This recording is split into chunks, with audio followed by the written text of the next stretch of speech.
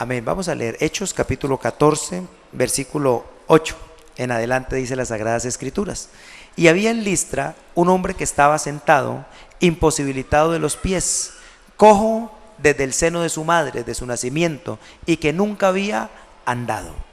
Este escuchaba hablar a Pablo, el cual, fijando la mirada en él, léalo duro y dice, y viendo que tenía fe para ser sanado, qué bonito, dijo con voz fuerte, no mentalmente, con voz fuerte, levántate derecho sobre tus pies.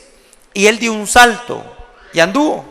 Cuando la multitud vio lo que Pablo había hecho, alzaron la voz, diciendo en el idioma de Licaonia, los dioses se han hecho semejantes a los hombres y han descendido a nosotros. Y llamaban a Bernabé Júpiter y a Pablo Mercurio, porque este era el que llevaba la palabra.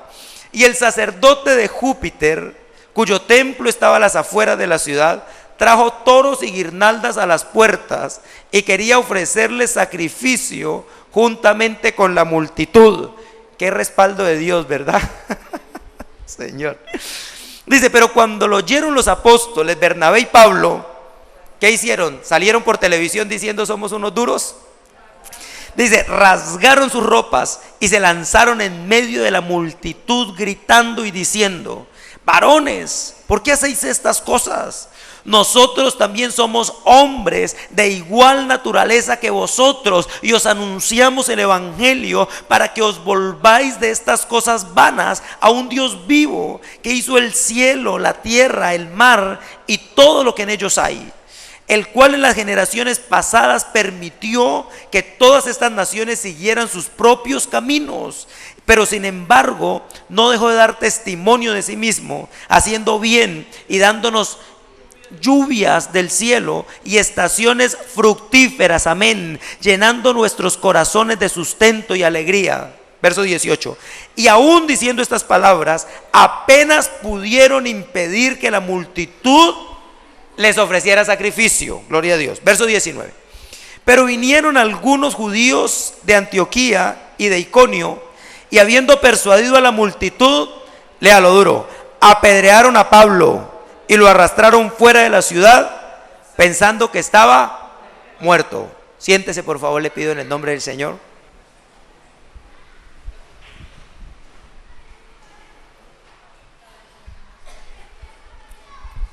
Este sin duda es un pasaje paradigmático. Yo he venido pensando algo y le voy a pedir hoy que me permita su imaginación un instante, porque hace algún tiempo vengo discurriendo, vengo pensando en mi corazón cómo serían los cultos antes. ¿Usted lo ha pensado alguna vez? ¿A usted le gusta el ejercicio de meditar? Le pregunto a usted. Hay mucha gente que no le gusta, siempre le gusta tener ruido, siempre le gusta, si está haciendo oficio, prende el equipo a todo volumen para gritar, ¿verdad? Si está planchando, pone música ahí para tratar de tener la boca ocupada, porque es que nos cuesta trabajo a veces meditar. La Biblia dice, meditarás en esta palabra de día y de noche, antes de acostarte y cuando te levantas. Y es más, da una retahíla, por decirlo así, de momentos, cuando vas saliendo, cuando vas entrando. ¿Tú qué haces cuando vas al baño? ¿En qué piensas? ¿Qué haces cuando te acuestas en la cama? Ahí, ¿en qué estás pensando? ¿Qué haces cuando empiezas a hacer el desayuno, el almuerzo? ¿Qué estás pensando? Otra vez este zángano no hizo nada y me toca a mí, y empieza usted a pelear y está refunfuñando ahí mientras hace algo, o está meditando en la palabra del Señor. Déjeme decirle, mi hermano, que meditar es un oficio que hoy día se está perdiendo bastante. A veces no meditamos, refunfuñamos, no meditamos, alegamos mentalmente. A veces se tienen unas peleas terribles con el marido, aunque el marido no ha llegado. Por eso tan pronto llegue a la casa y dice, hola, ¿cómo está? Pues ¿cómo voy a estar? Y empieza a decirle todo lo que ya ha pensado durante todo el día, lo que ha mascullado allí, ¿verdad? Empieza a vomitar todo lo que ha estado pensando en su corazón. Pero a veces es bueno, mi hermano, tomarnos el tiempo para reflexionar. Y yo qué días, o bastante tiempo vengo pensando, ¿cómo sería la iglesia antes de que hubieran Biblias? Las primeras Biblias salieron en el año 300 más o menos, es decir, hubo 240, 260 años más o menos de iglesias que no tenían Biblias. ¿Cómo serían los cultos? ¿Quién nos enseñó que el culto es venir, orar 5 minutos, cantar 2 canciones tristes, 3 canciones alegres, pedir una ofrenda? Esa es la parte muy importante, ¿no es cierto?, que se hace harto hincapié. Luego predicar más o menos 40 minutos, luego oración y marcha final. Y si no hacemos esto, a veces nos sentimos que el culto queda raro. Es más, a veces sentimos que el culto solamente puede tener el escenario de la iglesia. Y por eso quizás es que cuando nos reunimos en nuestra casa, cuando le llega visita, usted no se da cuenta que ahí usted podría hacer un culto. Amén. En vez de agarrarnos a chismosear o hablar de cualquier cosa que a veces no nos edifica y que muchas veces nos hace daño, porque la mayoría de veces en esas conversaciones estamos entre el filo hilo de las opiniones y la murmuración, y la mayoría de las veces damos el paso sobre las cornisas en ruinas y terminamos rajando, aunque al final digamos es para que oremos, ¿no? De todos modos pues hay que orar, sí hay que orar, y con eso tapamos el pecado, hay que orar. Pero después de haber dicho un montón de cosas, de personas y de situaciones que primero no nos constan y segundo no están allí. ¿Usted sabe cuántas cosas usted habla que no le constan? Que a usted le parece, que usted está casi seguro, que mejor dicho todo apunta que sea así, pero a usted no le consta. Usted no sabe qué pasó allá. Si a veces nosotros mismos dentro de un hogar mirándolo no sabemos qué fue lo que pasó. Viene el hombre y me cuenta, pastor, mejor dicho, ahora sí me divorcio. ¿Por qué? Por esto, por esto y por esto y por esto. Y uno dice, pobre hombre, yo mismo le ayudo a que se divorcie, hermano. Y va uno y habla con la mujer y le dice, pastor, ¿cómo le parece? Le digo, tu marido se va a ir de la casa, que se vaya. Gloria a Dios. Dios me contestó. ¿Y por qué dices eso? Por esto y por esto y por esto y por esto y por esto. Y yo, ay, Dios mío, ¿usted con quién está casada, hermana? Y se pone uno a pensar, Señor, ¿qué es lo que sucederá al interior de este hogar? Porque es que ni ellos mismos saben. Y a veces uno se mete a juzgar situaciones que a uno no le constan, ¿verdad? Pero la Biblia dice que deberíamos reunirnos. ¿Sabe cómo lo soluciona el apóstol? Diciendo, cuando hablen entre ustedes, hablen con cánticos, con salmos y con himnos espirituales. O sea, cuando se reúnan, ¿qué canción le gusta a usted? Tal canción, vamos a cantar. Y después de cantar vamos a ponernos a orar. Y después de orar vamos a leer la Biblia. Y después nos comemos las oncecitas y después Dios lo bendiga. Esa es una reunión de unos cristianos que tienen el temor del Señor en el corazón. Y así eran los cultos al principio. Así eran los cultos al inicio. Pero desafortunadamente nos hemos ido llenando como de circunstancias, de situaciones, de pensamientos y estereotipos que sinceramente hacen daño. Sinceramente han hecho daño, mi hermano. Cuando nosotros nos imaginamos, incluso hay una cancioncita, ustedes tal vez me escuchan con frecuencia hacer comentarios de las canciones porque es que yo pienso que es lo que cantamos, y yo le invito a que usted lo haga. Hay unas canciones, hermano, yo le he dicho que uno, mi hermano, le sorprende. Canciones que hablan de esclavitud y la gente quiere hablar de gozo cuando la canción es una canción de una letra del dolor del corazón. Hay una canción que dice, ¿a qué huele un guerrero cuando viene la batalla? Y yo pienso y digo, ¿a qué olerá un guerrero cuando viene? Y acá cantamos, dice, huele a victoria. Uno lo imagina a flores, ¿verdad? Porque es que uno se imagina, cuando uno piensa en un guerrero, uno se imagina al hombre en un caballo negro de una crina así brillante, y el hombre con su armadura plateada, limpiecita, ¿no es cierto? Y cuando se quita el casco, en mono de ojos verdes o moreno, con el cabello así ancho y unos ojos gigantes, ¿no es cierto? Y entonces, wow, qué guerrero. Y así nos imaginamos a los guerreros. Pero qué tremendo, mi hermano, imaginarse. Uno nunca se imagina cuando habla de la guerra, que la guerra no la hacen seres hermosísimos de cabelleras y de bucles negros y dorados, sino la hacen soldados a pie, con pecueca, sudados, que la boca les huele a feo. Hermano, ¿usted se imagina una guerra de esas donde marchaban 3 meses? ¿Usted sabe a qué le olía la boca a los 3 meses?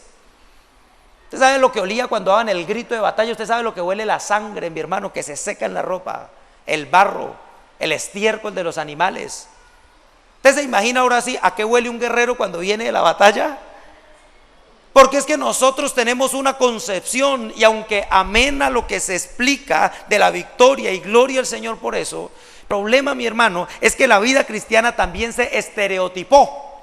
Y entonces cuando tenemos que enfrentar lo que vivimos nosotros, nos cansamos, porque aún las predicaciones se han vuelto predicaciones, permítame insistir en esta palabra, estereotípicas, paradigmáticas. Y entonces enseñamos cierto evangelio que no es el que está en la escritura. El evangelio de venga Cristo y pare de sufrir. El evangelio de el sirviente cósmico, donde Dios le soluciona todos sus problemas. Usted sencillamente tiene que orar, y si por lo menos nos enseñaran a orar. Pero a veces creemos que orar es 2 minutos repetir algo. Qué tremendo, mi hermano, es no darnos cuenta tal vez de las realidades de la Biblia. ¿Y por qué nos cuesta trabajo mirar las realidades de la Biblia? Porque nos han puesto montones de imágenes frente a los ojos y creemos que ese es el evangelio. Estoy hablando de esto, mi hermano, porque qué difícil es ser tratados por Dios. Qué difícil, hermanos amados, es el trato de Dios en nuestra vida, en nuestra casa. ¿Cómo nos cuesta, mi hermano, poner la colita para que Dios nos corrija? ¿Cómo queremos siempre, mi hermano, andar en las buenas? ¿Cómo queremos siempre recibir los favores de Dios? Y como que se nos olvida la escritura que dice que el Señor a todo el que recibe por hijo corrige y azota al que ama. Y hablo de esto, mi hermano, porque esta porción a mí me causa cierto escalofrío cuando la leo. A veces sonrío, mi hermano, leyéndola, porque es un enfrentamiento tan fuerte con lo que hemos hablado del evangelio. Llega Pablo a Listra y se da una enseñanza, y la gente, mi hermano, empieza a escuchar. Hace tremendo milagro, va y levanta una persona paralítica de toda la vida. Y cuando uno piensa que es la gloria de Dios, empieza a ocurrir algo terrible, algo que ocurre hoy día. Y déjeme decirle algo, se lo tengo que decir, tengo que sacarlo del corazón.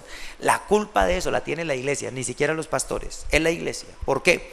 Porque como no hay milagros, como no hay dones, como no hay profecía, como se acabó la interpretación, como se perdió el discernimiento, como no hay las sanidades, como no están los dones de los que habla la Biblia, entonces cualquiera que haga una cosa pequeñita, los demás quieren idolatrarlo. Y entonces si se sana un enfermo, dicen: wow, el pastor sanó un enfermo. Y si el pastor se vuelve adúltero, dice: no puede ser adúltero, porque es que sanó un enfermo. Si el pastor interpreta un sueño, unas lenguas, entonces él tiene derecho a hacer lo que quiera. Y a veces, hermanos, se vuelven ladrones, mentirosos, orgullosos, de todo. Pero como predican, o como sanan enfermos, o como hacen un milagro, o como tienen algún don, y la iglesia lo ha perdido, entonces empezamos a ofrecer toros y guirnaldas, y empezamos, hermano, a considerar a los siervos de Dios como dioses. Y la verdad es que todos nosotros somos hijos de Dios, todos, ustedes y nosotros. Yo esta mañana hablaba con un pastor amigo, él es músico, y yo le decía: yo tengo la sensación en mi corazón que Dios, escúcheme esto para que no me vaya a malinterpretar, por favor, que Dios no reparte dones, Dios reparte pasiones, le decía yo a él. Y él se quedó como mirándome: ¿cómo así? Yo le decía: yo creo que si uno se apasiona por cualquier cosa y la busca delante de Dios, Dios se la va a dar, porque la Biblia dice: todo el que pide, recibe. Pero de repente no nos hemos apasionado por nada. Usted quiere sanar un enfermo, pero no se ha apasionado por eso. Y sé que no se ha apasionado porque usted no lleva 5 años todos los días a las 5 de la mañana orando y diciéndole: Señor, de 5 a 7 aquí estoy pidiéndote, pon en mis manos las sanidades para que yo las ponga sobre un enfermo y se sane. Y salió de ahí, buscó un enfermo y le puso la mano. Y ese día se murió, pero dice: no importa, mañana se va a sanar. Y al otro día volvió y oró, y volvió y le puso la mano. Algún día usted podrá llegar al cielo y decirle, si usted ha hecho eso toda la vida, decirle: Señor, toda mi vida busqué y tú no me diste. Toda la vida toqué la puerta y tú no me la abriste. Le aseguro que eso nunca va a pasar, hermano amado. Jamás dejaría el Señor de ser Dios bueno y misericordioso. Pero el problema es que no nos apasionamos. Queremos predicar la palabra, pero ¿quién se apasiona por estudiar? Queremos sentir la presencia de Dios, pero ¿quién se apasiona? ¿Quién es capaz de apagar el televisor? A los que nos gusta el fútbol, cuando juega Barcelona y Atlético, que Dios bendiga al Atlético, ¿no es cierto? Y entonces, hermano, tienen allá que pelear, y usted va a ver el partido y de repente el Espíritu lo llama y usted dice: que se acabe lo que se tenga que acabar, que gane el que gane, que pierda el que pierda, yo me voy a la presencia bendita del Señor porque me está llamando. Eso es pasión por el Señor, eso es pasión por las cosas de Dios. Qué difícil, hermano, es apasionarnos, es buscar. Y por eso la iglesia ha ido perdiendo, y hoy pensamos y a veces agarramos textos que no los mordemos un poquito y nos los pasamos entero. La Biblia dice, Él repartió dones a los hombres. Entonces si Dios me lo repartió, pues ya, yo lo tengo, y si no lo tengo, pues no lo tengo, porque es que dice Dios lo repartió. Sí, pero también la Biblia dice que hay hijos de Dios y hay hijos del diablo. Entonces ¿para qué predicamos la Biblia si los hijos de Dios son hijos de Dios? Si la Biblia dice ustedes no pueden oír mi voz porque son hijos del diablo, y dice los hijos del Señor oyen mi voz y me siguen y yo los salvo. Entonces ¿para qué? Si total ya está determinado de antemano. Entonces ¿para qué, mi hermano, trabajar por la santificación? ¿Para qué, mi hermano, entonces buscar los propósitos de Dios? Entonces ¿para qué Jesucristo vino a la cruz? ¿Para qué tuvo que orar 3 horas en el Getsemaní? Si ya todo estaba determinado, si no hay un ejercicio de nuestra voluntad. No, pastor, es que ya Dios repartió dones a los hombres. Claro que sí, Dios repartió dones a los hombres, y algunos tienen cierta facilidad mejor que otros, sí, por supuesto que sí, pero todo el que pide, recibe, dice la palabra. La iglesia debe tener el compromiso no solo de anhelar, no solo de estudiar, sino también de ejercitar los dones que Dios nos ha dado. Porque cuando no lo hacemos, hermanos preciosos, entonces sucede esto, que cuando alguien recibe algo del Señor, sentimos nosotros que entre esa persona y nosotros hay kilómetros o tal vez años luz de vida espiritual, y nos empezamos a hacer daño. Pero fíjese lo que pasa acá, mi hermano, y es que Pablo y Bernabé predican, y cuando obra la mano de Dios empiezan a idolatrarlos. Y me gusta mucho mirar la diferencia. Estoy hablando de estereotipos. Hoy día usted mira lo que pasa cuando hay un milagro en una iglesia. ¿Qué pasa? Hermano amado, le sacan fotos, le sacan video, lo pasan por el Facebook. En el testimonio le dicen, usted va a dar el testimonio, pero es muy importante que diga la dirección de la iglesia, el nombre del pastor, cuántas veces le impuse la mano, que usted ojalá saque una foto y diga, este es el pastor por el medio del cual Dios me sanó, pero es este el siervo. Y hermano amado, se desarrolla una idolatría terrible. Y a veces dicen, uno escucha los testimonios, es que Dios me hizo sentir tal cosa, y entonces yo le dije venga, y yo le puse la mano encima, y entonces yo le dije vas a sentir un fuego, y cuando yo le dije que sentía el fuego, él empezó a gritar, y entonces yo le dije el Señor está orando, y finalmente el Señor lo sanó. Es para la gloria de Dios. Hermano, 17 veces se habló de él, y a lo último se dice el Señor lo sanó, y eso es para la gloria de Dios. Pero en realidad, mi hermano, estamos buscando la gloria del hombre. Y yo estoy de acuerdo que demos testimonio, me parece algo muy importante, que demos testimonio, me gusta eso, me agrada que podamos testificar. Pero mi hermano, si testificamos debemos buscar que la honra verdaderamente la tenga el Señor, que la honra la tenga Dios. Este Pablo, cuando empezó a predicar, hermano, y cuando hizo ese tremendo milagro, dice la Biblia que lo empezaron a adorar, y me gusta lo que pasó. Cuando empezaron a ofrecerle guirnaldas, cuando empezaron a llevarle excesos de regalos, dice, a mí me da la impresión que si él hubiera podido se hubiera roto las vestiduras, hermano amado. Y empieza a decirle a la gente, no cometan errores, no sean locos, Dios es el que está en el cielo, nosotros somos hombres igual que ustedes, lo que Dios hizo por nosotros lo puede hacer en medio de ustedes también. Pero dice la Biblia que a duras penas logra que no le ofrezcan sacrificios. Y lo interesante resulta, mi hermano, porque es que a veces uno lee hasta los títulos, y si no recuerdo mal, hermano, en algunas Biblias, ahí en el versículo 18 tiene un título, pero cuando uno lee, mi hermano, dice que le querían ofrecer sacrificio, y luego, cuando él los detiene, mire lo que pasa, présteme atención por favor, para poder ir cayendo a al punto central de lo que les quiero comunicar hoy. El apóstol Pablo hace un milagro, la gente lo quiere adorar, él lo detiene, y hasta ahí uno pensaría que es respaldo de Dios, y déjeme decirle, sí había respaldo del Señor, y tremendo. Va y predica, se convierten muchísimos. Luego mi hermano hace un milagro tremendo, la gente mira el poder del Señor, y cuando van a cometer un error el apóstol Pablo logra detenerlos. Pero me impresiona lo que pasa a continuación, y es que el apóstol Pablo detiene esto que está sucediendo, pero luego se levantan ¿quiénes? Los mismos que lo querían adorar, los mismos que lo estaban adulando, los mismos que estaban diciendo que ese era Dios mismo, y terminan, ¿qué dice la Biblia que terminaron haciendo? matándolo, mi hermano amado. Algunos estudiosos de la Biblia consideran, algunos estudiosos y yo no soy tan estudioso, pero yo también pienso lo mismo, que en esta época, en este momento, el apóstol Pablo fue apedreado un par de veces, y yo creo que esta fue una de las veces donde el apóstol murió. Es que históricamente una apedreada no había forma de salvarse. Históricamente, la apedreada terminaba en la historia cuando le amontonaban un montón de piedras así sobre el cadáver. Y no eran piedritas, eran ladrillos. Uno solo de esos por la cabeza, hermano, con eso tiene uno. Y lo agarraban, y no solo era que lo apedreaban de que le tiraban piedras, era que lo pateaban, era un linchamiento. Y terminaba cuando le ponían un montón de piedras encima, pero no era que las ponían, es que se las tiraban. Creo que una persona no puede escapar de una apedreada como las que dice la Biblia. Y el apóstol Pablo, mi hermano, evidentemente murió, o al parecer, vamos a decirlo, murió. Parece ser que en esta época, en estos momentos, pudo haber sido los tiempos donde él dice que subió al cielo, recibió revelaciones.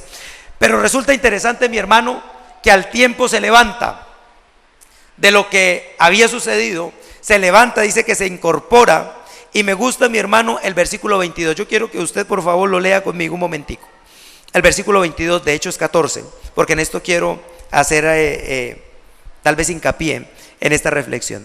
Dice: fortaleciendo los ánimos de los discípulos, o la versión Reina Valera dice confirmando los ánimos de los discípulos y exhortándoles a que perseveraran en la fe, y diciendo: es necesario que a través de muchas tribulaciones entremos en el reino de Dios.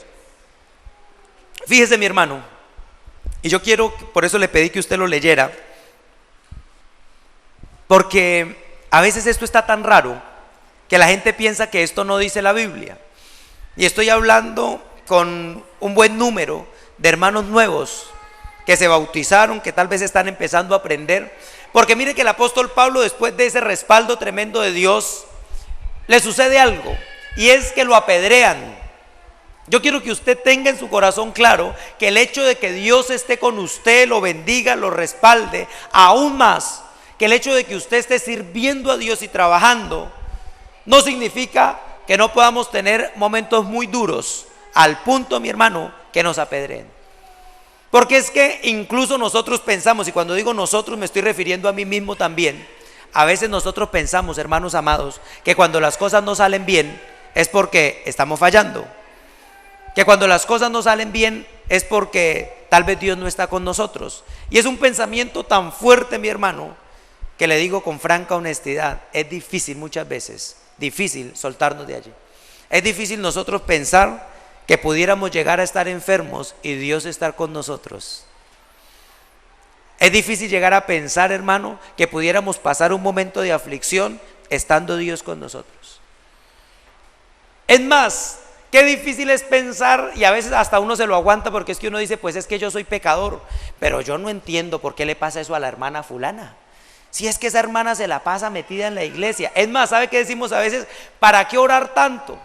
Mire al hermano fulano que se la pasa, ore que ore, y mire, ahí le robaron la moto, y tanto que ora. Ahí se enfermó y se la pasa metido en la iglesia. Y el apóstol Pablo va y predica la palabra y lo apedrean. Y yo creo que muchos de los discípulos decían, pero espere, Pablo, Dios no estaba contigo. Luego no hay un propósito de Dios para tu vida. Luego no se supone que Dios te dijo, voy a abrirte las puertas. Luego no se supone que la Biblia dice, nada contra ti. ¿No escribiste tú, si Dios por nosotros, quién contra nosotros? ¿Cómo así que lo apedrearon? Y por eso dice la Biblia que el apóstol Pablo, cuando resucita, se va y lo primero que hace es empezar a confortar los ánimos y a decirle a los cristianos nuevos, decirle, aún en medio de tribulaciones vamos a entrar al cielo. Decirles, cuando el apóstol Pablo les comunica la palabra, había una preocupación en el corazón de Pablo. ¿Cuál era? Que las dificultades que iban a enfrentar, escúchemelo por favor, no que podían enfrentar, sino que necesariamente iban a enfrentar, porque la Biblia dice, mi hermano, que todo aquel, mi hermano, que recibió la palabra del Señor, que todo aquel que es creyente, mi hermano, tendrá que pasar aflicciones. Eso dice la Biblia. No dice que algunos, dice que todas las personas que hemos creído en Cristo Jesús tendremos que pasar aflicciones. Pero a veces nos han presentado ese estereotipo tan bonito del evangelio, mi hermano, que cuando viene el enfrentamiento, dice Lucas, entonces tropiezan. Cuando vienen los espinos y los apretan, entonces tropezamos contra eso y nos vamos. Cuando viene la dificultad, mi hermano, no podemos entender cómo en el evangelio casa eso, cómo en esa figura tan bonita que nos mostraron, no podemos entender en dónde, en qué parte están los sufrimientos. Y el apóstol Pablo quería asegurarse de que aquellos que recibían la palabra no fueran a tropezar, mi hermano, por los sufrimientos, ni los de él, ni los de ellos mismos, sino les decía, deben perseverar en su fe, aún en medio de las tribulaciones. A veces, hermano, uno le enseñan que el matrimonio es color de rosa. A veces a uno le enseñan, hermano amado, que Dios, y a veces decimos cosas como que ni entendemos. Cuando usted vaya para la universidad, mijita, cúbrase con la sangre de Cristo, porque es que si no, de pronto van a llegar esos y la van a engañar. Hermano amado, y resulta que no basta uno decir me cubro con la sangre de Cristo, pasamos dificultades. Alguien me decía de las compañeritas del colegio de mi hija, ella es la única cristiana. Claro, tiene que ser difícil. Pero a veces no hemos enseñado esto, mi hermano. A veces oramos, hermano, para que todo nos salga bien. Y déjeme decirle, yo combato tanto con algunas cosas, algunas enseñanzas estereotípicas, insisto, tan de cajón. Le dicen a uno, si es de Dios, Dios apareja todo, ¿verdad? ¿Si alguien ha escuchado eso? Ore para que si es de Dios, Dios le apareje. ¿Qué tal Jesucristo hubiera orado así? Señor, si es tu voluntad, apareja todo. Y cuando lo agarran a cachetadas allá, Señor, yo creo que no es tu voluntad, ¿verdad? Cuando los propios hermanos le decían, usted está loco, Señor, yo creo que no es tu voluntad, ni mis hermanos creen. Si no me creen ni aquí en la casa. Cuando, hermano, hasta los de Juan el Bautista se le voltearon y ya no creían. ¿Qué sería si nosotros no tuviéramos al Espíritu de Dios que nos habla? Terrible.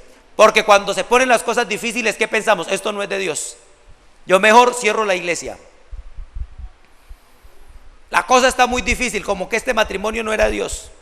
Se puso duro el negocio, como que Dios no me quiere acá. El pastor no me saludó, como que esta no es mi iglesia.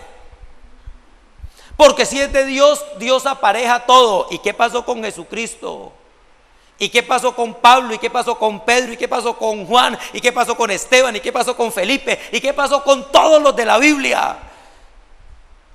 Pero es que nos han dicho que si es de Dios, Dios apareja. Y qué terrible, mi hermano, es en medio de una tribulación decirle, Señor, tu Espíritu Santo me habló y nada me mueve de acá. Nada, ni nadie me mueve de tu bendito propósito. Porque ya tú me hablaste. Ya tú estás conmigo, Señor. Vendrán aflicciones, vendrán tribulaciones, pero tú me has prometido sacarme de estas. Y si no me sacas, me vas a resucitar, Señor. Y mi alma estará con la de los santos, la de los mártires en el altar, cantando, Señor, y recibiré vestiduras nuevas, como dice la Biblia.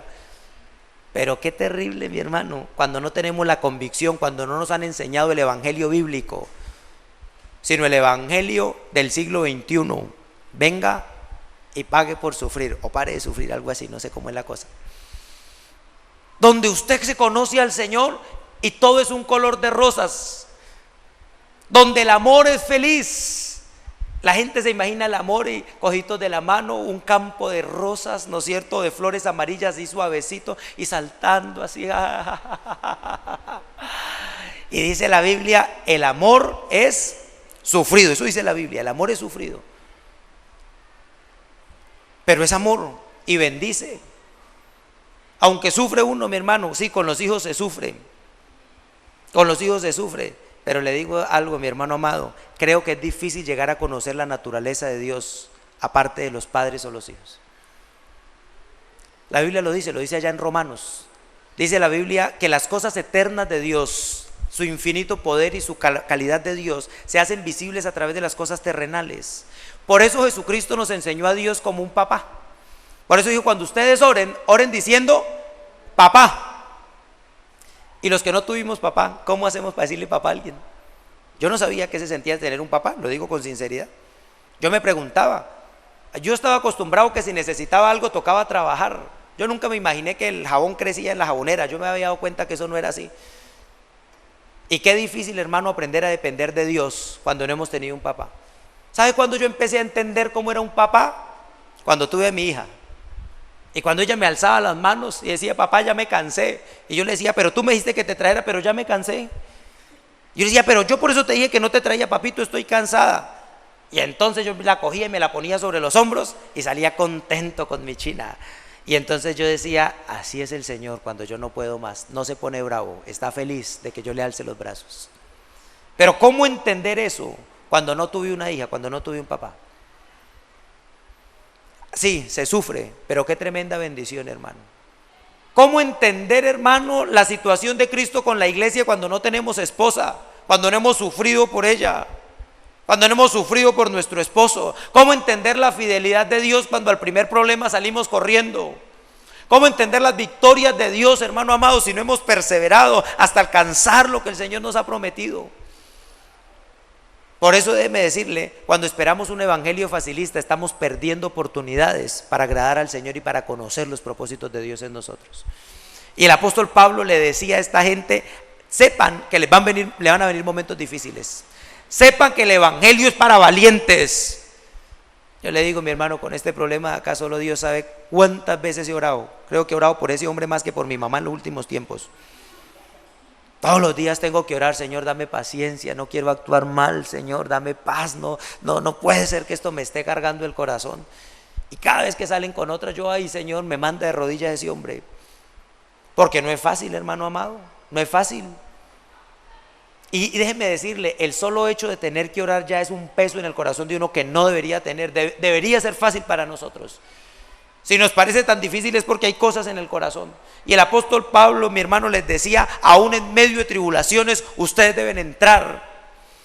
Les confortaba, quería afirmarles la fe, quería decirles, sepan que la cosa no se va a poner color de rosas, pero que hay una promesa tremenda, y es que si esta morada se desgasta, en el cielo tenemos una morada nueva, no hecha de manos de hombres, una morada bendita donde estaremos en la presencia del Señor. Y esa es nuestra recompensa. Nuestra recompensa no es terrenal, hermanos. El evangelio no está prometiendo, la visión del evangelio no es el alcance de las cosas de este siglo. La felicidad de nosotros, hermano, en este siglo será una felicidad incompleta, porque hasta la felicidad más grande trae un problema.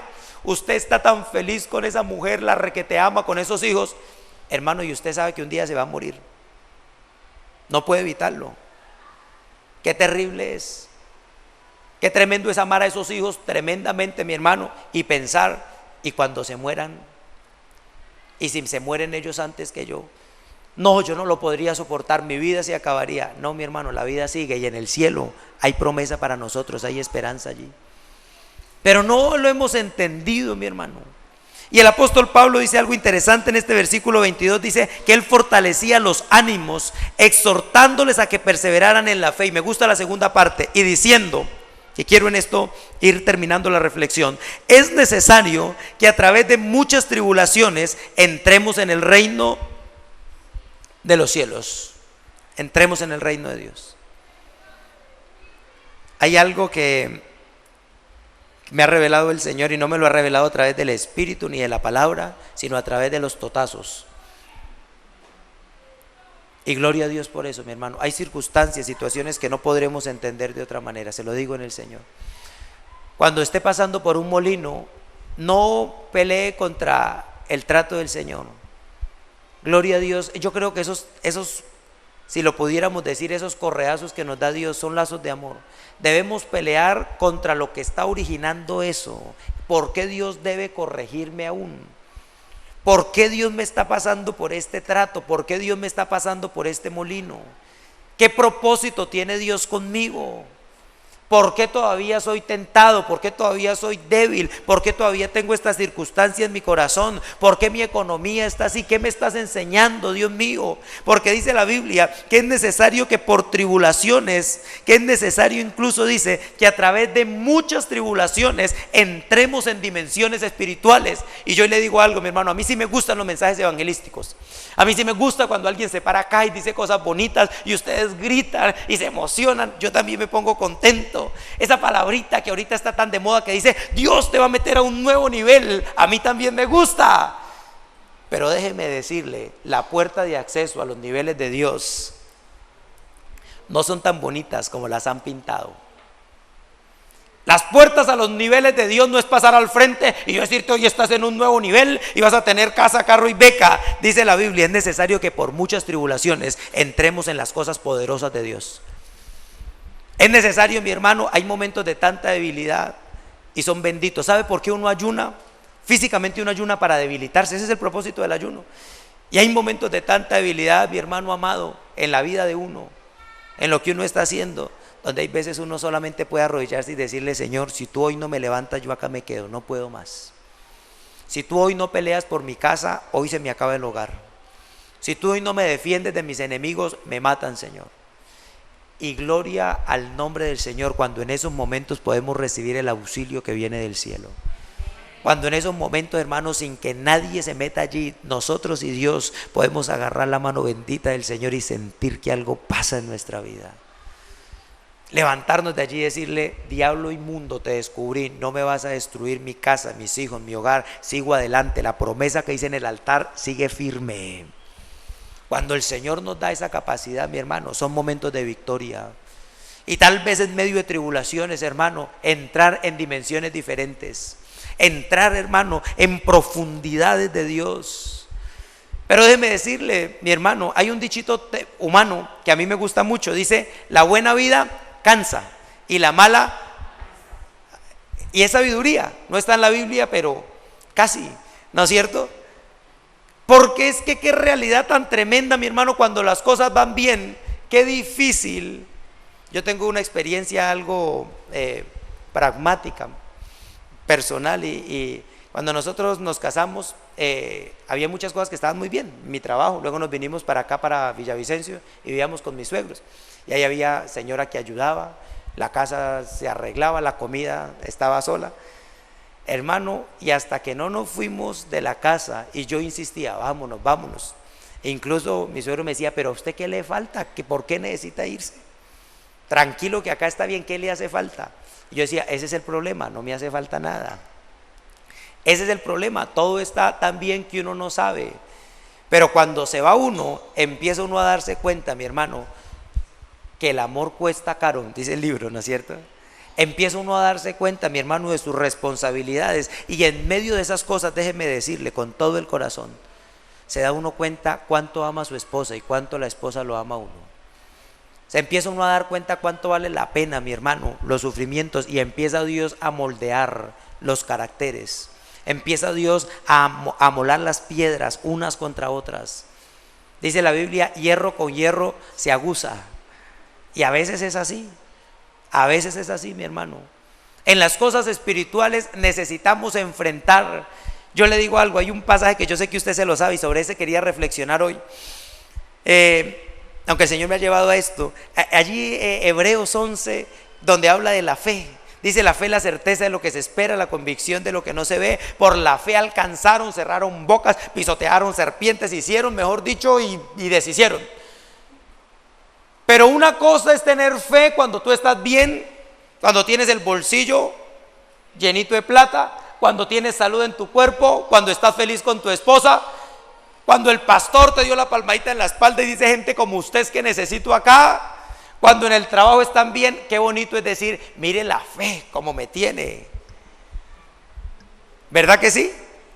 Y de repente, mi hermano, el Señor te dice: es pues la fe, la certeza de lo que se espera, la convicción de lo que no se ve. Porque ¿para qué esperar lo que ya tenemos?, dice el apóstol. Pero lo que no se tiene se aguarda con esperanza. Y entonces de repente el Señor empieza a tratar contigo, de repente el Señor empieza a hacer cosas en tu vida, de repente la situación se empieza a poner terrible y tú tal vez te quejas, pero déjame decirte, el Señor está empezando a elaborar, a diseñar y a levantar en ti una verdadera fe. Y estás empezando a vivir situaciones que no habías vivido, y estás empezando a enfrentar cosas que no habías enfrentado, y déjame decirte algo: las primeras veces no verás resultados. Las primeras veces que pongas las manos sobre un enfermo no se va a sanar. Las primeras veces que ores para que se multiplique el único huevito que hay en la casa no se va a multiplicar. Pero si perseveras en tu fe, lo vas a ver un día, en el nombre del Señor. Vas a ver las alacenas llenas, vas a ver tus hijos sanos, vas a ver tu ministerio floreciente, en el nombre del Señor Jesús. Pero qué tremendo sería si a la primera todo funcionara. ¿Qué fe tan débil tendríamos nosotros si a la primera vez los cielos se abrieran? Si usted puso la patica en el río y de una vez se le abrió el mar, hermano. Qué difícil sería construir una fe si no pudiéramos nosotros perseverar. Aún más, déjeme decirle, qué difícil es moldearnos sin la disciplina del Señor. Qué difícil es moldearnos sin la disciplina del Señor. A veces lo terrible es que estamos en la disciplina del Señor y no nos queremos dar cuenta. Yo los he visto, hermano, y tengo que decirlo con dolor porque me duele. Hay hermanos en la iglesia que están en un trato del Señor. Hay hermanos en la iglesia que están pasando circunstancias que no son el propósito, el plan perfecto en que podrían estar. Pero ¿sabe? El problema no es que estemos pasando por esos problemas. El problema, mi hermano, es cuando decimos, yo no sé qué me pasa si yo soy tan bueno. Ayer en Cumaral empezamos a orar y se manifestó un demonio en una persona nueva, una familiar de Paulita. Se le manifestó un demonio. Le reprendimos, estuvimos orando y cuando reacciona dice, pastor, ¿por qué me pasa esto a mí si yo soy buena? Si yo no le hago mal a nadie. Porque esa es la sensación que tenemos. Yo no sé por qué yo estoy sufriendo. Yo no sé por qué mi hogar se me acabó si yo fui tan buen hombre, que mi mujer molestaba mucho. Yo no sé por qué estoy en esta circunstancia. Yo no sé por qué me hicieron esto o aquello. Yo no sé por qué Dios como que se ensañó contra mí. Y ese es el problema, mi hermano, que tú no has descubierto por qué el Señor te está tratando. Y el Señor te va a estar puliendo, te va a estar moliendo. No porque Él se deleite, mi hermano, en que tú sufras, sino porque el Señor quiere, como lo dicen los evangelistas, y yo estoy de acuerdo, el Señor quiere llevarte a un nivel más profundo. El Señor quiere llevarte más cerca de sus pies. El Señor quiere poner en ti cosas mejores. Pero como lo hablábamos el culto pasado, mi hermano, ¿cómo el administrador va a recibir si no es capaz de ser fiel en lo poco? Con sincera honestidad, no me vaya a levantar la mano para que no me haga sentir más mal, no me añada dolor al dolor. Pero ¿quién de nosotros ha perseverado siquiera un año, mi hermano, pidiéndole al Señor un don? Siquiera un año, aunque sea un año, pidiéndole todos los días, orando todos los días. Si a usted le gusta el don de sanidades, ore por todos los enfermos. Cuando se acabe el culto, pase acá, pastor, ¿dónde están los enfermos? Estoy que me oro. Váyase a los hospitales. En los ayunos venga, cuando preguntemos tiene una petición, sí, pastor, yo estoy orando por el don de sanidad. No importa que se le burlen, hermano, eso es tener fe. Y perseverando allí, clamando, orando. Mi hermano, Dios quiere, pero es necesario que por tribulaciones. Tal vez antes de terminar les cuento, cuando empezó la iglesia central, era un lugar supremamente pequeñito, como con 20 sillas. Y 20 sillas desocupadas. El pastor abría las puertas y se ponía a predicarle a las sillas desocupadas. Ponía el micrófono y empezaba a predicarles. Y le decía a la silla, tú te sanas de ese cáncer. Y la gente pasaba y decía, este se enloqueció. Literal, es literal lo que le estoy diciendo. Y él lo hacía porque Dios le dio la palabra de cuando Jacob ponía las varas. Eso no tenía nada que ver, y él ponía varas blancas o negras o esto, y las ovejas le salían hasta cuadros y él necesitaba que salieran así. Y él decía, es un acto de fe. Y predicaba. Y decía, oh, ya se llenó la iglesia. Y al otro culto, ni los hijos venían a acompañarlo, cuenta el pastor. Los hijos iban a otra iglesia. Y el pastor se paraba otra vez y empezaba a predicar. Y así duró un tiempo. Un día le cuenta con una persona y le dice, pastor, ¿cómo le? Una amiga, yo no sabía que usted era pastor, habla en un momentico. Y dice, voy para el hospital, ¿por qué? Es que tengo que firmar la autorización porque a mi marido le amputan la pierna porque le dio gangrena. Y entonces le digo, no, que se la van a amputar, tráigalo, vamos a orar por él. Y se fue. Cuando lo llama al rato la mujer y le dice, pastor, ya voy para la iglesia, me tocó firmar un papel porque los médicos dijeron que esta noche se muere si no se le amputa la pierna. Y yo firmé un papel porque yo le dije, no, el pastor dijo que lo trajeran. Y yo firmé el papel y el médico dijo, pues bajo la responsabilidad suya y del pastor, sáquelo. Y yo sí le miro esa pierna como morada y él está delirando, pastor, ya voy para la iglesia. Literalmente les estoy hablando. Y el pastor dijo, se acabó la iglesia antes de empezar. Cuando se muera ese hombre me van a echar preso. Literalmente estoy hablando. Y se arrodilló el pastor. Señor, ponles un tranconcito que se muere mientras yo oro. Y empezó a orar, hermano. Y cuando llega, dice, a mí sí me han dicho que estaba feo, Daniel, pero usted no se imagina eso. Esa pierna, una pierna él era como las dos piernas pegadas. Y morada. Y olía podrido, como carne de no sé cuántos días. Y botaba pus. Y cuando yo miro eso, yo dije, definitivamente se acabó el ministerio, Señor. La embarré, me enloquecí. ¿Y usted qué hizo, pastor? Dice, ya que podía ser, ¿no es cierto? El pastor cuenta y dice, yo me eché harto aceite. Primero para ungirlo y segundo porque me daba asco, esa pierna supuraba. Y empecé a botarle aceite. Yo le dije, no sería que le hacía daño. Y digo, ya qué más daba, la pierna le iban a quitar. Habían dicho que se moría esa noche, ¿qué más daba? Y dice, yo le boté casi toda esa botella de aceite encima y empecé a orar. Y abrí los ojos esperando que la pierna estuviera igualita que la otra. Y morada, igualita, pero igualita como antes. Y yo le dije, váyase que ya Dios hizo la obra, no se preocupe. Y cuenta el pastor, hermano, le digo la verdad, ¿usted se imagina la angustia? ¿Usted se imagina lo que estaba pensando? Estamos hablando hace casi 20 años, sus hijos estaban pequeños. En serio, por eso lo mandan preso, literalmente. Por eso lo mandan preso. El escándalo, usted se imagina la angustia, la aflicción. Y empezó a orar ese hombre. Dice, no me levanté toda la tarde de ahí donde estaba arrodillado. Yo le decía, Señor, la embarré, yo te prometo que no vuelvo a hacer eso si tú no me hablas. Pero no lo dejes morir. No lo dejes morir, haz algo. Llamó a las 7 de la noche, ¿cómo está? Ahí está, pastor, con fiebre. ¿No se ha muerto? No, no se ha muerto, gloria a Dios, Dios obró. En serio estoy hablando. Cuando le dijeron no se murió a las 7 de la noche, dijo, Dios obró. Siga orando. Y dice, me fui para la casa, medio saludé y me subí y empecé a orar, Señor, no me dejes caer en vergüenza. Al otro día llamé, ¿cómo está? A las 6 de la mañana me levanté a llamar, ¿cómo está? ¿No se ha muerto? No, le bajó un poquito la fiebre. El Señor lo sanó. Para resumirle, al siguiente culto habían como 20 personas de esa familia llenando la iglesia y hasta el día de hoy ha estado la iglesia llena. Cada vez que ponen sillas se llenó. Es necesario que por medio de aflicciones entremos en el reino. Es necesario que por medio de tribulaciones, claro, yo no quisiera esa angustia. Yo no quisiera, mi hermano, estar pensando, me van a echar preso, mi hija se quedó sin papá, visitando al pastor en la iglesia, bueno, de pronto un ministerio carcelario, Señor, sería tu voluntad. ¡Qué angustia! ¡Qué tremendo pensar! Y no solo que él lo echaban preso, que el médico le decía, si le amputamos la pierna queda, ¿cómo se llama? Chunco, mocho, no sé cómo se llama, pero vivo. Sin pierna pues, pero vivo. Pero si usted lo saca se muere. Entre otras cosas ya estaba arriba. Le dijeron, si le sube eso acá ya no hay cirugía, que la pierna se le iban a cortar desde por acá, por encima de la rodilla. Y le decían eso en 2 días ya se le sube a la caja torácica y ya no hay nada que hacer, ya se muere.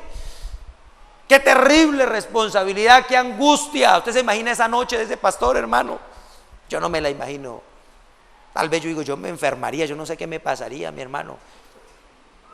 Creo que me da un patatús, yo no sé, me imagino eso, me parece terrible, mi hermano. Pero es necesario que por medio de tribulaciones, ¿qué sería si no se hubiera probado la fe así? Creo que todavía estaría el pastor tratando de predicarle a 20 sillas desocupadas si el Señor no hubiera hecho algo así. A veces tenemos que asumir retos, tal vez nos cuesten. A veces tenemos que cerrar ese negocio donde se vende inmundicia, mi hermano. No importa que nos quedemos aguantando hambre, pero no vamos a seguir desagradando al Señor. Pero pastor, ¿qué hago? Es que la cervecita siempre deja plata. Eso es para la gloria del Señor, pastor, de todos modos. Él me dio ese negocio. A veces es necesario que por medio de tribulaciones entremos al reino. Hermano, yo le digo, qué grave, qué terrible error es nosotros imaginar un evangelio diferente al que está escrito en esta bendita palabra. Qué error es imaginar, hermano, un evangelio diferente. El apóstol Pablo decía, yo les he predicado a Cristo y a Cristo en una cruz. El apóstol Pablo lo enseñó con su propia vida, mi hermano. Y hoy yo le pido en el nombre del Señor Jesucristo que usted que empieza la vida cristiana y aún usted que lleva años de cristiano y yo, mi hermano amado, sepamos que en el evangelio tal vez pasaremos aflicciones. Dios nos ha dado promesas tremendas, nos ha dicho pelearán contra ti, no te vencerán, pero pelearán contra ti. Qué difícil, hermano, yo se lo digo por la experiencia, estoy pasando tiempos difíciles, Dios lo sabe. Tiempos donde yo oraba esta mañana y le decía, Señor, siento que estoy arrastrando los pies, como que ya no puedo. Señor, no entiendo qué está pasando. Y le doy gloria al Señor porque el Señor me hablaba al corazón y me mostraba cosas que nunca había imaginado, nunca las había podido discernir. Y déjeme, mi hermano, yo me confieso, porque es bueno hacerlo con vergüenza. Nunca lo había imaginado, se lo digo de verdad. Y qué días el Señor me hablaba de cómo el diablo se mete y cómo me lo habló a través de los sufrimientos. pasaba una cosa, pasaba otra y me puse a orar, Señor, no entiendo. Yo te estoy sirviendo, yo estoy tratando de hacer las cosas. Algo tiene que estar pasando en mí porque el diablo me está dando palo. Algo tiene que pasar, Señor, y no estoy apurando, no estoy renegando, aunque me mates, te estoy pidiendo, háblame porque no entiendo, soy torpe. Y el Señor me ponía un pensamiento en el corazón que me sorprendió. Cuando yo compré mi carro, me gané un proceso judicial. Y hace unos años, saqué un préstamo para entregarle un dinero a otra persona. Y esa persona me robó ese dinero y yo quedé mal con el banco. Y cuando me gané el dinero, yo pensé en comprarme un carro. Y no se me pasó por la cabeza primero ir y pagar. Y yo decía, pues de todos modos yo no me robé esa plata, Dios sabe que yo no me la robé. Sí, pero Dios también sabía que yo había firmado. Y pues Dios sabe que ese banco tiene harta plata. Sí, pero la Biblia dice, no le deban nada a nadie. Hermano amado, y a mí no se me ocurrió, no me di cuenta, y me compré el carro, me gasté la plata y hasta quedé endeudado para más piedra. Y dije, qué carro tan bonito me regaló Dios. Y sí, Dios me lo regaló. Y nunca me habría dado cuenta que defraudé a un banco, mi hermano, que le fallé a Dios como cristiano, si no hubiera tenido que pasar varios sufrimientos. Y de rodillas y con lágrimas en mis ojos reconociendo eso, dije, Señor, perdóname. Tan pronto salga ese carro lo pongo a la venta y voy a pagar lo que debo. No me importa que ande a pie o en bicicleta, pero no quiero desagradarte a ti. ¿Cómo nos damos cuenta, mi hermano, si las cosas salen bien? ¿Cómo nos damos cuenta si supuestamente Dios aprueba lo que hacemos nosotros? Es que a veces Dios tiene misericordia de nosotros y no nos da palo, pero déjeme decirle, necesitamos tener los ojos abiertos, porque los sufrimientos del cristiano no son capricho de Dios. Yo termino, esta es mi conclusión a donde yo quiero invitarlo a reflexionar. Los sufrimientos del cristiano no son caprichos de Dios. No se trata de que Dios quiere hacerte sufrir para verte cómo sufres. No, mi hermano. Lo que pasa es que el ser humano, en esta naturaleza tan dura, la mayoría de las veces no entiende, sino a través de las correcciones. Y cuando Dios nos corrige, mi hermano amado, no nos gusta, pero si usted tiene la humildad para ir de rodillas y decirle, sé, Señor, que todo lo que pasa, tú lo estás obrando para mi favor. No entiendo cómo está pasando, pero sé que es para mi favor. Y estoy dispuesto a corregir, y estoy dispuesto a cambiar, Señor, y estoy dispuesto a sufrir lo que sea necesario, pero contigo, Señor Dios mío, voy a vencer. Y cuando hay esa actitud, mi hermano, cuando en su corazón usted está dispuesto a hacer esto, déjeme decirle hoy en el nombre del Señor Jesucristo, los sufrimientos no van a ser en vano. Tal vez hoy Dios está tratando tu vida. Tal vez hoy Dios está tratando tu casa. Déjame decirte, el problema no es el trato de Dios. Tú no debes pelear y decirle, Señor, levanta por favor rápido esto porque me muero. Debes decirle, Señor, revélame pronto qué es lo que tú quieres que yo haga. ¿Qué es lo que tú quieres que yo ponga en el altar? ¿Cuál es el Isaac que yo debo poner? Déjeme decirle, la mayoría de las veces no es dinero. La mayoría de las veces no es dinero. La mayoría de las veces es el orgullo de tu corazón, la arrogancia, esos deseos pecaminosos, lo que estás tapando, un pecado oculto que te da vergüenza confesar, tu yo, tu estatus, tus pensamientos, tus sueños. ¿Cuántas cosas, hermano, son sufrimiento para nosotros dejarla? A veces solamente lo que queremos. De pronto tú pensaste en ese viaje a Cancún, ¿verdad? Por allá a la Ribera Maya, y dices, ay, ese es el propósito de Dios, y no te das cuenta que estás siendo infiel con tu mamá, que no estás siendo fiel con tu papá, que no estás honrando a tus viejitos. Tal vez, hermano, tú piensas hacer muchas cosas y no te das cuenta que debes estar en paz con la gente. Hermano, y nos cuesta, son tribulaciones. Tal vez es alguien que te hizo daño y tienes odio todavía en el corazón y te afecta y te da rabia todavía, y cuando lo miras se te daña el día, te dan agrieras. Y son tribulaciones tener que soltar eso, dejar eso allí. Tal vez, hermano amado, es aprender a agachar la cabeza frente al que te humilla. Qué difícil. Amar a nuestros enemigos, qué difícil. Bendecir a los que nos maldicen, qué duro. Pero el Señor está pidiendo algo más de nosotros. Y el apóstol decía, no se angustien, porque es que somos torpes, porque es que usted y yo nos hace falta la sabiduría de Dios. Y aunque queremos agradar a Dios, eso es lo lindo, que usted y yo queremos agradar a Dios. Si yo hubiera pensado esto, Señor, yo no me hubiera metido en esto, yo hubiera pagado si supiera que eso te desagrada. Pero yo tenía mi justificación, yo pensé que así estaba bien, yo creí que estaba bien, yo pensé que tú me entendías, yo pensé que esa era la forma. Y fue necesario que me moliera el Señor para entender algo que tal vez me sabía de memoria. No le deban a nadie nada. Tengan buen nombre entre los gentiles para que el nombre de Cristo no sea blasfemado. Pero no lo entendía, Señor, y me tardé 2 años. Y sufrí, me angustié, pasé horas orando, llegué a llorar. Señor, te decía, ¿por qué si estoy predicando tu palabra? Y el Señor lentamente trabajaba en mí. Tal vez, hermano, nuestra vida, nuestro hogar, Dios está trabajando, nuestro cuerpo, nuestra salud, nuestra economía, nuestros pensamientos. Y nosotros decimos, Señor, pero si yo soy cristiano, no debería estar todo bien. A mí me dijeron que si yo oraba, ahí la Biblia dice, deleítate en el Señor y Él concederá los deseos de tu alma, Señor. Y le presentamos la lista de deseos. Pero el Señor, hermano, trabaja en nosotros y no se cansa de trabajar y de hacer y de perfeccionarte, mi hermano. Y cuanto más pronto lo entiendas, mejor va a ser el Señor, porque va a pasar a otra área. Cuando lo entiendas, el Señor va a dejarte allí. Yo siento que Dios, cuando yo pague lo que debo, me va a dejar en esa área y va a empezar a trabajar en otra, y luego en otra, y luego en otra, porque la recompensa, mi hermano, es tan grande que necesitamos ser pulidos, brillados. Necesitamos andar como Cristo anduvo. Y el Señor va a trabajar en ti. Y entre más lo ames tú, más va a querer el Señor trabajar en ti. Y entre más estés dispuesto a obedecerle, más interés tiene el Señor en perfeccionarte. Y entre más bella sea tu alma, mi hermano, mejor aún el Señor querrá hacer contigo.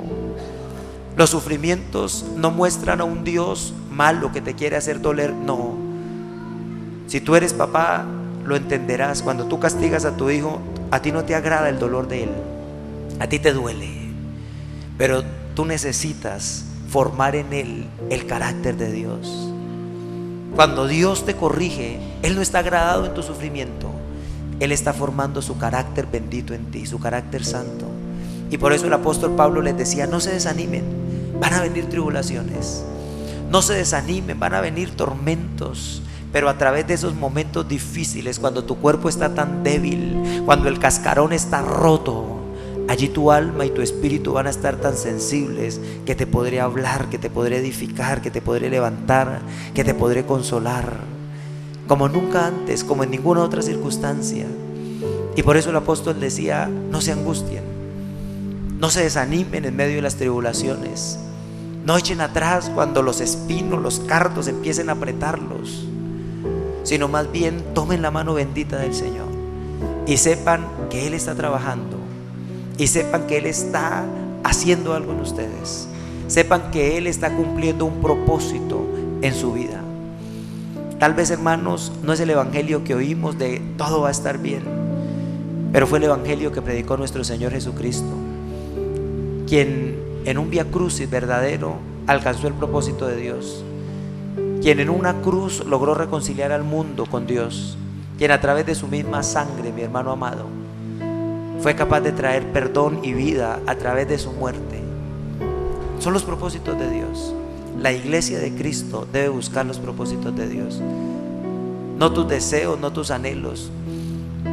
Yo no te pido que te resignes con el sufrimiento, hermano. Yo no te pido que te resignes con que el diablo te dé palo, no. Yo te pido que hoy en el nombre del Señor tú digas, yo sé que tú trabajas en mí, Señor, y voy a participar para que pronto pase este desierto, para que pronto pueda ver tu gloria obrando en mí. ¿Por qué no cierras tus ojos un instante, mi hermano? Terminamos esta reflexión en oración, diciéndole allí, Señor.